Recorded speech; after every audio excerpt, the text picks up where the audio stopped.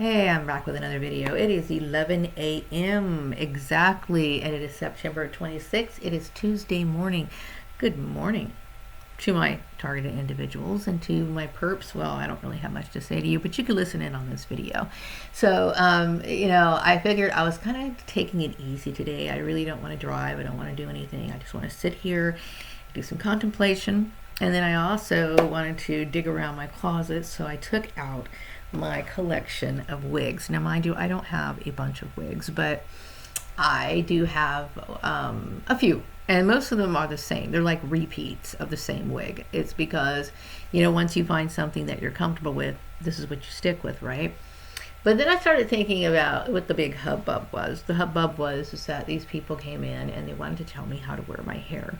Now, what you see me wearing right now is I am wearing my standard wig that I usually wear. And the reason why I'm trying it on is because I'm trying to decide what needs to be replaced, what needs to be thrown out, whatever.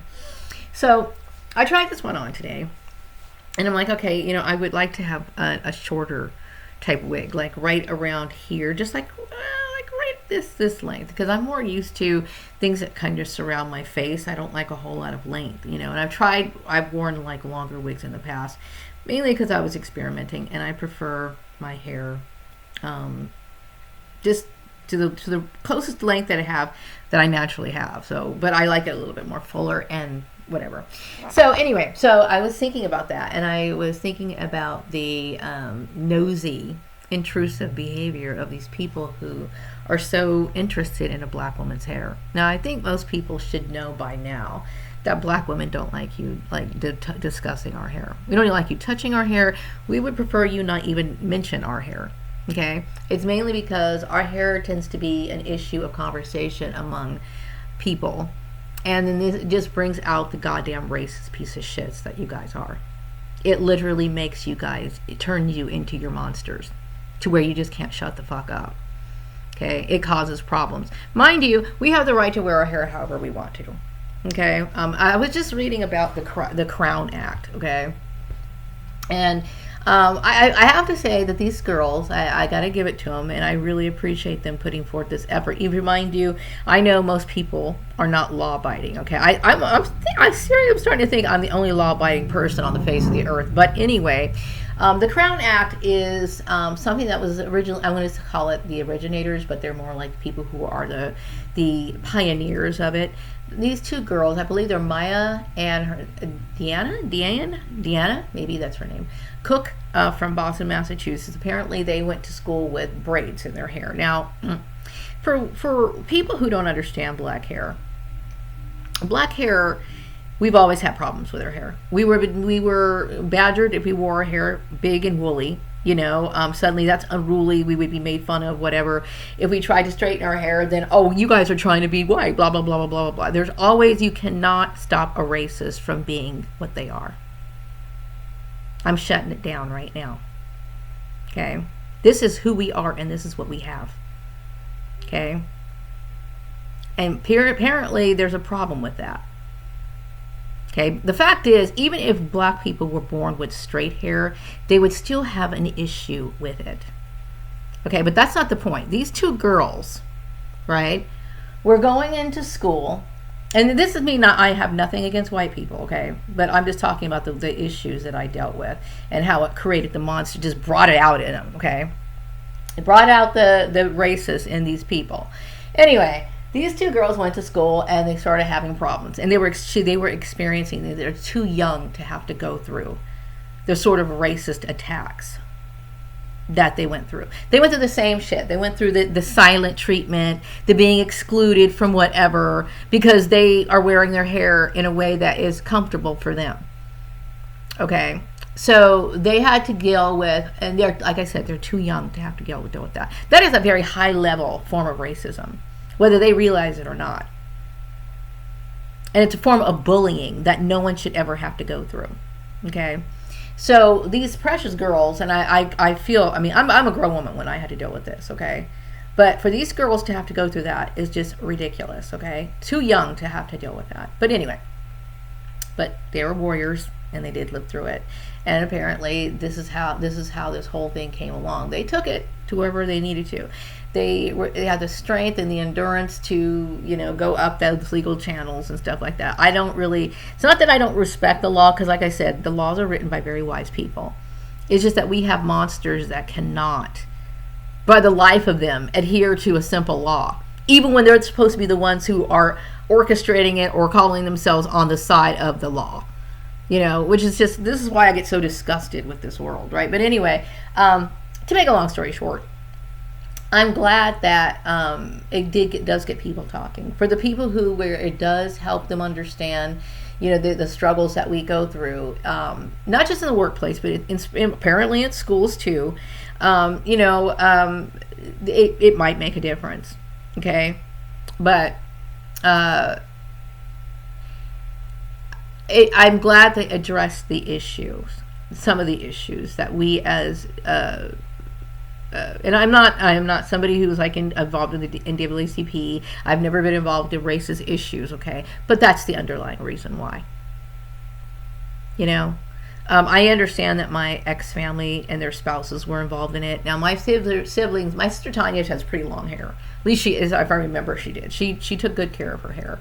And she did have long hair. So she might have created this issue because she felt like, I have long hair and you don't. This has nothing to do with that. This has nothing to do with me grooming.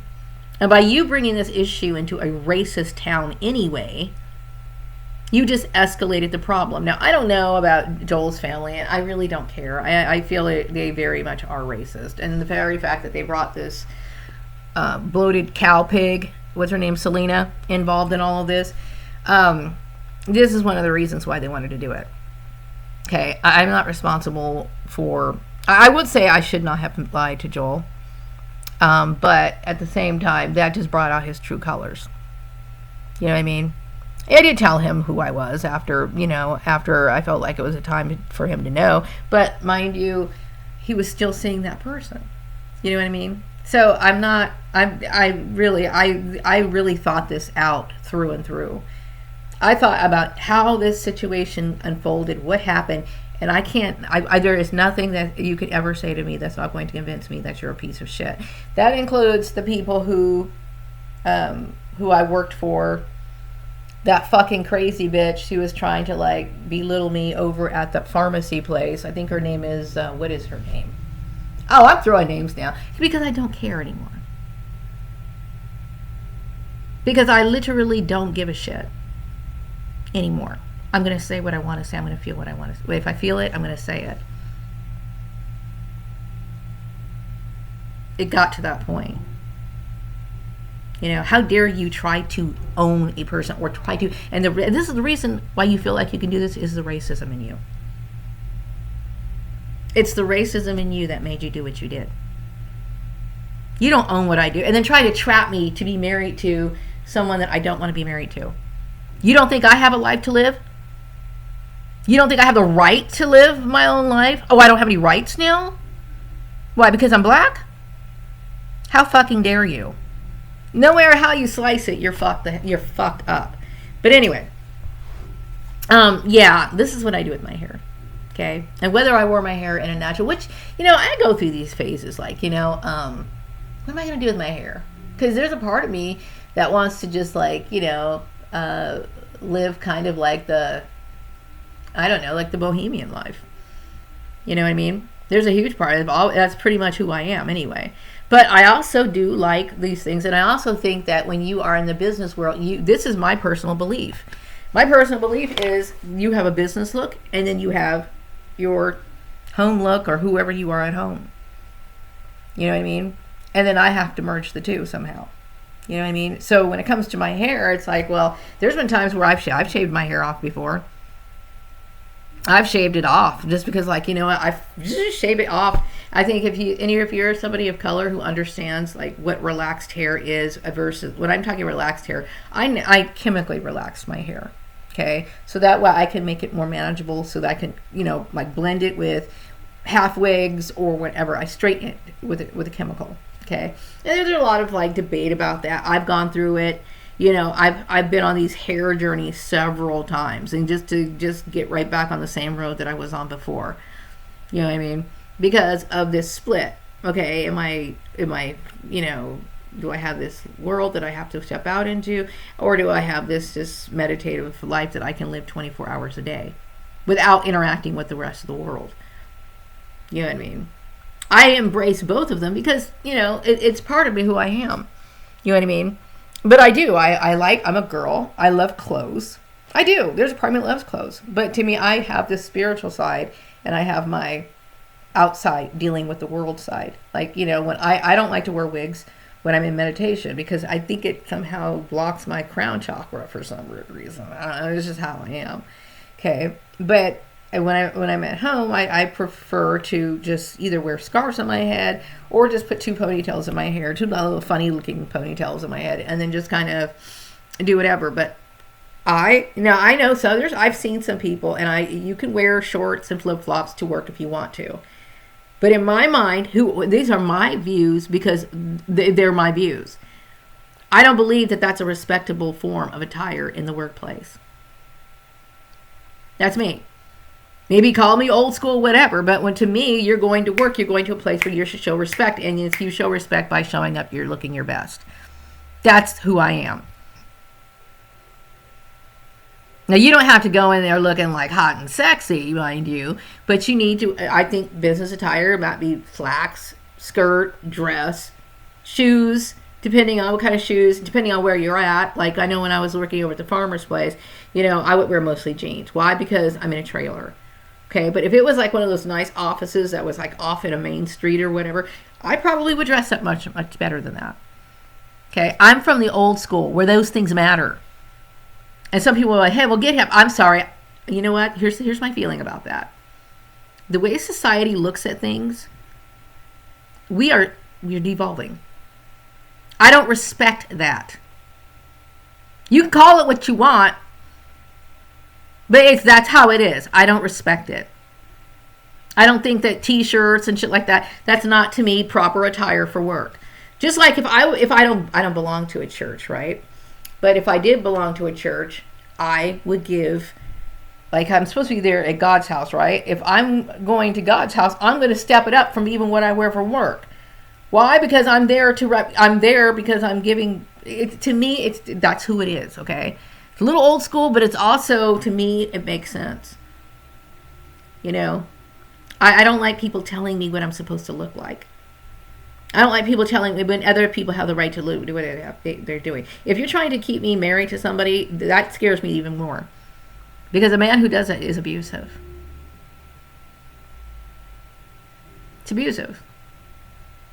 I don't like I don't like thinking about any of these people at all. It disgusts me, and I'm getting kind of tired of hearing about the tarot readings that get covered. That I think they're covering me, really. So I did yesterday. I was like, okay, I'm really tired of hearing this. They're not really telling me anything I don't know. It's not that I don't appreciate it, because I'm sure they're reading for other people, and maybe other people's story kind of matches mine, maybe. But it's just like I don't really. I'm just like, ugh, disgusted. I remember many years ago, I think it was like, 2000, I want to say 7. This is even before the Facebook blow up thing happened, okay? I remember looking at my yearbooks and thinking, why am I hanging on to this? Why am I hanging on to my yearbooks? And now I have confirmation that everybody I knew in my life were nothing to me. I've dealt with a lot of preconceived racism, people who bully me, sick, sadistic type people all my life. I have never known a decent person in my life.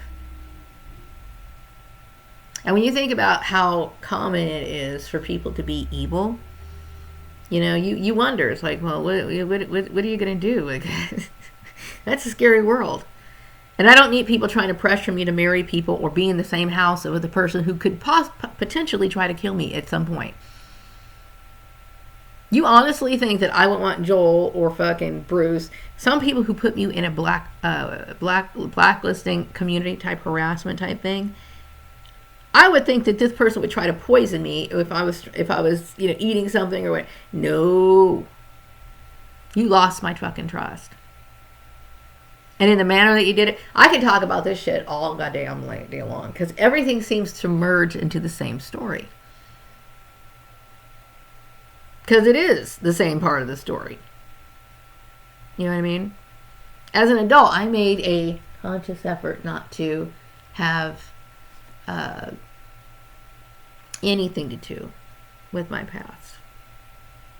You know, I remember those days in school. You know, and at the time, you're younger, you don't really understand. People are two-faced. People are, and this is not the minority of people, it's the majority of people.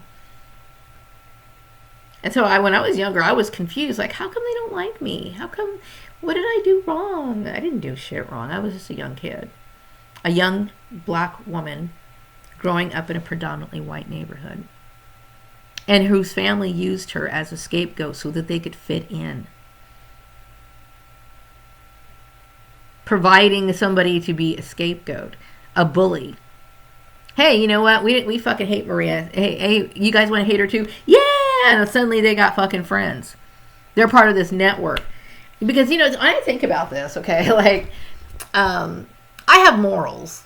And these people are the most immoral people that could ever exist, but yet they're the ones who are popular. Like I was referring to that Bible scripture about, how the world loves what's wicked. Yeah. So I think about this sort of stuff, on a day while I'm sitting here. I'm not doing shit today. I am literally taking the day. I'm not doing anything. I might watch a movie. But tomorrow I'm going to go back to being a very busy person. Today I just don't feel like doing much today. I've been getting too many downloads. And it's all so exhausting. Like, I'll start thinking about how this particular person played a part in it. And how they want me to get married to a bunch of fucking creeps that I don't fucking have any respect for. And then of course I'm like, okay, well now I'm bored now. So then I'll start... looking on YouTube, and then everybody's talking about some weird fucking karmic, and it's just, don't get me wrong, I have a lot of respect for these tarot readers. It's just that I find my situation at this point really boring. It's just boring and just sick and disappointed of people, and just, I don't know. Anyway, I had to get that out. I just wanted to talk a little bit and express myself because I need newness in my life. I need newness. And I've given up on people. So it's like, a long time ago, it used to be exciting. I want to meet new people, blah, blah, blah. And I'm just like, I definitely do need to meet up with my tribe, though. I know there's a tribe out there for me. Like what I'm talking about are people who understand, metaphysics science, people who understand the continual pursuit of it, people who are extremely spiritual, people who understand these sort of principles and these laws of the universe, to where, like, your ego, you have an ego, but you don't let ego collide to the point of where, like, I can't have a conversation with these people because they're pretty much on the same page as I am. I need my own people. I'm tired. I hate the bubble that I've been in. I cannot, it's like I literally cannot love in that bubble because I'm all about expression. I'm all about freedom. I'm all about speaking my mind. I'm all about, spirituality. And new ideas and concepts about relating to universal law. And I feel like my whole life just like was nothing in that bubble. I hated that bubble. I hated the, people coming up to me at work and saying stupid shit because it was a continuation of the same fucking bubble that I fucking hate.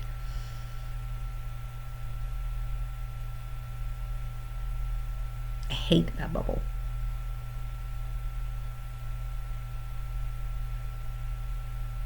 You know, it's done nothing for me. It's only caused me severe depression, anxiety. But this is what they like. They get a feed off of this. They're so fucking sick. You know what I mean? So no, I mean, I guess there might be some of those readings that maybe I might listen to later, and maybe there's new. But pretty much, I feel like I know everything already. You know what I mean? Once you find out everybody's a piece of shit, what else is there to figure out? It's like, wow.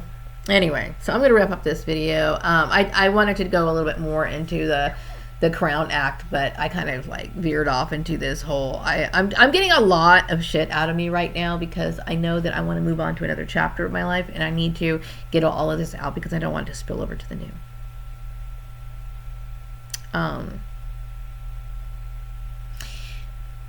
I do admire those girls, because the girls who helped formulate the Crown Act, because I think it's going to really make any difference as far as racism and being treated like crap in the workplace. Probably not, but at least they can be held accountable. But I think that's the only thing. I like to think about laws not because I feel like people are going to uphold them. It's because I understand the wisdom behind it and when it's established. And when people understand, and it's been stated, because the Crown does explain it, you know, and I'm going to give you a brief review of it. Obviously, we do have different hair, okay, and it's always been an issue. Our hair is always being criticized, whether we wear it naturally or whether we decide to straighten it or whatever. So this is a form of discrimination, right? So the Crown Act is basically trying to protect discrimination issues relating to our hair.